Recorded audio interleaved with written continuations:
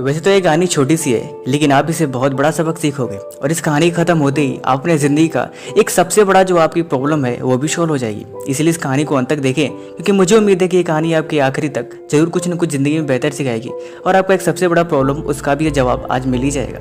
अदिति एक लड़की थी, क्लास 11 में पढ़ने वाली। उसकी सबसे बड़ी कमजोरी ये थी कि वो जितना भी पढ़ाई करती 3 घंटे 4 घंटे, वो अपने दोस्तों से अक्सर कहती रहती थी कि मैं घर पे इतनी घंटे पढ़ाई करती हूँ। लेकिन प्रॉब्लम ये थी कि जब भी वो क्लास में कोई उससे सवाल किया जाता था, वो चुपचाप खड़ी हो जाती थी और 2-3 वर्ड बताने के बाद उसकी सारी पढ़ी गई चीज़ें भूल जाती थी। वो उसे बताने में और एक्सप्लेन करने में उतना सही नहीं थी। इसी की वजह से क्लास में अक्सर उसके दोस्त, उसके फ्रेंड्स उसका मजाक उड़ाया करते थे। ये कहते थे कि तू तो कहती है कि तू 3 घंटे 4 घंटे घर पे पढ़ाई करती हो, लेकिन फिर बताने में क्या प्रॉब्लम आती है? केवल बड़ी बड़ी बातें करती होती थी, तुम्हें आता जाता कुछ नहीं है। बार बार इसी बात को लेकर उसका हंसी उड़ाते थे। वो बहुत दुखी थी कि आखिर मेरे साथ ऐसा क्यों हो रहा है और ये बिल्कुल गलत है। आखिर ऐसा क्यों मेरे पास हो रहा है कि मैं इस बात को लेकर काफ़ी परेशान हूँ। उस दिन छुट्टी होने के बाद वो रास्ते में जाते समय एक तालाब के पास बैठ के इसी पे विचार कर रही थी और शायद थोड़ा बहुत रो भी रही थी कि आखिर ऐसा क्यों हो रहा है, क्योंकि शायद उस दिन उसके फ्रेंड ने कुछ ज़्यादा उसका मजाक उड़ाया था। उसने बैठ के तालाब के पास देखा कि एक छोटी सी चींटी जो शायद पेड़ पर चढ़ने की कोशिश कर रही थी, उसके पास में शायद खाने की कुछ चीज़ें थी जो छोटी सी थी। आपने अक्सर चींटियों को देखा होगा कि कुछ भी उठा के वो लेके चल देती है। वो चींटी थोड़ा ऊपर चढ़ी थी, फिर फिसल के नीचे गिर गई। उसने फिर से देखा, वो फिर से चींटी गई, लेकिन उसके अंदर कोई आलस नाम की कोई चीज़ भी नहीं थी। वो फिर से ऊपर गिरी और फिर से नीचे गिर गई।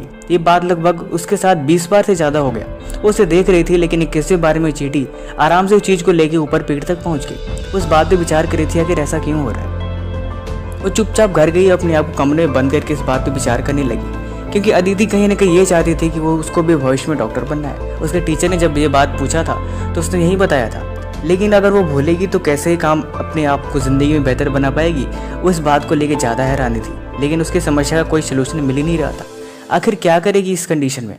लेकिन उसने एक बात क्लियर हुआ कि हम उसी चीज़ को सबसे ज़्यादा भूलते हैं जो चीज़ पे हम कभी ध्यान ही नहीं देते, क्योंकि उसे एक बात उस दिन क्लियर हो चुकी थी कि बार बार एक ही काम को करने से और बार बार एक ही चीज़ पे फोकस करने से वो चीज़ हमारे लिए आसान बन जाती है। चाहे वो दुनिया की कितनी भी मुश्किल चीज़ क्यों ना हो, अगर हम उसे बार बार ट्राई करेंगे, बार बार अपने दिमाग में रिपीट करेंगे, तो वो चीज़ हमें कभी ज़िंदगी में नहीं भूल सकती। लेकिन कोई भी चीज़ एक बार पढ़ के सिर्फ हम ये सोचें कि वो हमें हमेशा याद रहेगी, तो ये आपकी गलत फहमी है। अदिति ने उस बात को अपने पढ़ने का तरीका बदला और पढ़ने के तरीका बदलने के साथ साथ उस बात पे बार बार जो चीज़ पढ़ती थी उसे हमेशा खाते समय, सोते समय दिमाग में लिए फिरती थी कि मुझे ये चीज़ भूलनी नहीं है। उसके साथ भी उसने बहुत सारी चीज़ें अप्लाई करी।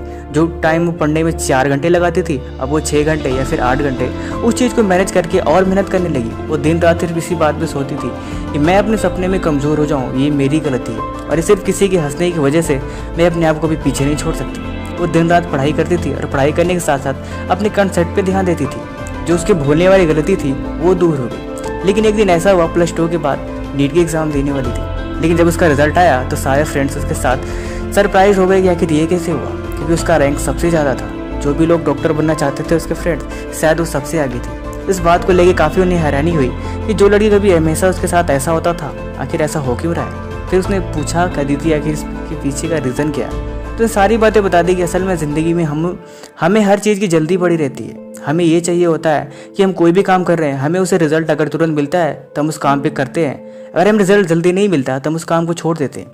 क्या आप ऐसा नहीं करते? सारे फ्रेंड इस बात पे सहमत जताई कि हाँ ऐसा तो होता है, क्योंकि हम वेट नहीं कर सकते। हम किसी चीज़ का इंतज़ार नहीं करते कि थोड़ा सा अगर और हम उस पर कंसिस्टेंसी के साथ साथ अगर कंसंट्रेट करें और फोकस करें तो वो काम हम ज़रूर उसमें अच्छा रिजल्ट ला पाएंगे। लेकिन अगर हमें रिजल्ट नहीं मिलता तो हम छोड़ देते हैं। लेकिन जब हम छोड़ते हैं तो सबसे बड़ा कमज़ोरी और सबसे बड़ी हारने की वजह सिर्फ वही होती है। इसीलिए हमें उस पर कनेक्टेड हो रहना चाहिए और उसे हमें कंसंट्रेट करना चाहिए। लेकिन जब हम उस पर कोशिश ही नहीं करेंगे, थोड़ा सा कोशिश करने के बाद पीछे जाने का मतलब आप उसमें विजय हासिल कर लोगे, इस बात की कोई गारंटी नहीं होती। इसीलिए आपको उस पर फोकस रखनी चाहिए। यही आपकी जीत की सबसे बड़ी वजह होती है, क्योंकि हमें ये लगता है कि ये काम में हमें रिजल्ट मिल नहीं रहा, इसीलिए हम उसे ड्रॉप आउट कर देते हैं। लेकिन ड्रॉप आउट करने की वजह सिर्फ आप ही सिर्फ हारी होती है। इसीलिए इस बात को आपको गहराई समझने की जरूरत है। बाकी स्टोरी कैसे लगी कमेंट जरूर बताना। और अभी तक आपने हमें टेलीग्राम या फिर इंस्टा पे फॉलो नहीं किया तो फॉलो कर ले, क्योंकि वहाँ पे आपके लिए वो चीज़ स्पेशल है। Thank you so much.